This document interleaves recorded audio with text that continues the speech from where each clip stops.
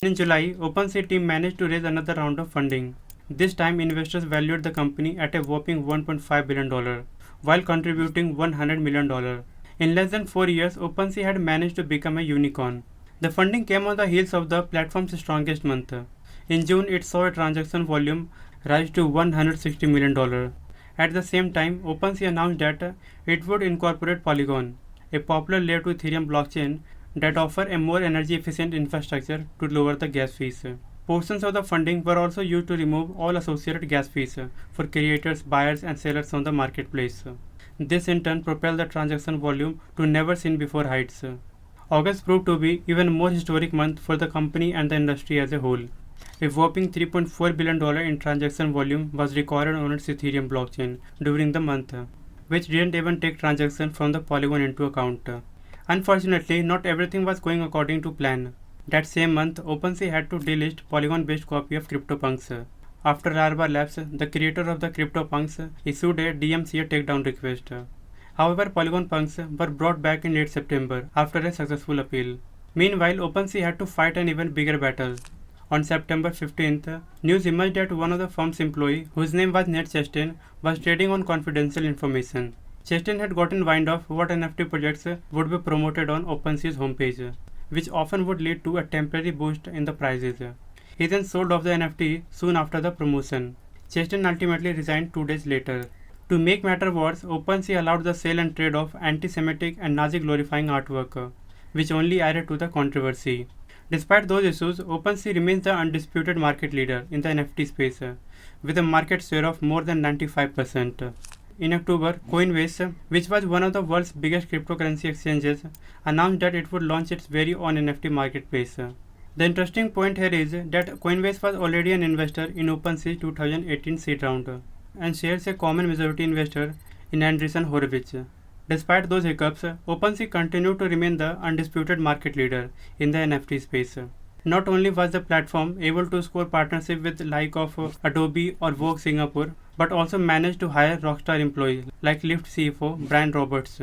However, the hiring of Roberts came with his own set of problems. In an interview with Bloomberg, he said that it would be foolish not to think about going public. Many users were angered as a result of this statement, since they felt that the platform would be selling out. Instead, OpenSea raised another round of funding. In January 2022, investors poured $300 million into the company. It used portions of that funding to expand its product line. For instance, by partnering up with MoonPay, adding Solana-based NFTs, and acquiring NFT aggregator Gem. OpenSea makes money from service fees, and these fees are paid whenever a digital asset is successfully sold via the platform. And if you want to know the service fees, this is equal to 2.5%. Meaning if an NFT worth $100 is being sold, then the platform gets to keep $2.5. The fee structure is in line with other competitors of OpenSea, such as Magic Eden or LuxRare. So before we move, let me inform you that if you want to understand the business model of Metamask, you can click on the I button or visit the link in the description.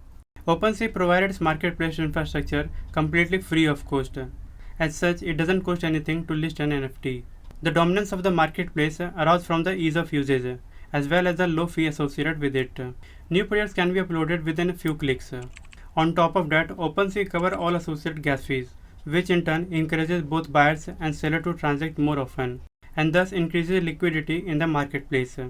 Additionally, the platform offers a wide array of categories to purchase from, ranging from trading cards all the way to domain name. This is largely in line with what other marketplaces, including Mintable or Rarible, offers as well. Lastly, OpenSea has also been engaged with the influencers and the blockchain community at large right from the get-go. Richard Chen, a general partner at One Confirmation, said that the founders did a great job living in Discord to discover new NFT projects. The business model of NFT can be classified as an online marketplace. OpenSea acts as mostly secure and reliable intermediary between buyers and sellers. Buyers benefit from knowing that they receive authentic items. Meanwhile, suppliers can tap into a readily available pool of buyers, which drives up their selling price. As a result, the fee they pay are likely offset by the greater prices that they can command. OpenSea has added various measures to combat copying and thus protect the work of creators. In May 2022, for example, it added copy detection and verification features. OpenSea, according to Crunchbase, has raised a total of $427 million across 9 rounds of venture capital funding. Notable investors include Y Combinator, Andreessen Horowitz, Court, SV Angel, Founders Fund, and angels like Shopify founder Toby Luke, Mark Cuban, Tim Ferriss, and many others. OpenSea is currently valued at $13 billion after raising $300 million in Series C funding, led by Paradigm and Court in January 2022. The company does not disclose any revenue figures to the public. It may do so during future funding announcements. OpenSea, as previously indicated, remains in private ownership and is thus not obligated to disclose its ownership structure with the public. However, it can be assumed that the founders still retain a large stake. After all, they raised the majority of the money at the absolute height of the NFT marketplace. This is supported by the valuation figure provided for its Series B and Series C round. OpenSea raised $100 million at a $1.5 billion post-money valuation and $300 million at a post-money valuation of $13 billion. This means that the firm gave up a combined 9% in those two rounds. Nevertheless, investors in its previous rounds probably were able to acquire a bigger stake due to less hype around the NFTs and the crypto industry as a whole. Andreessen Horowitz, which led two funding rounds, is likely OpenSea's biggest institutional shareholder. So this was the business model of OpenSea. I hope you loved the video. If you have any questions regarding this video, you can ask in the comment section. And don't forget to subscribe the channel for many upcoming business model videos about the popular crypto companies. See you in the next video.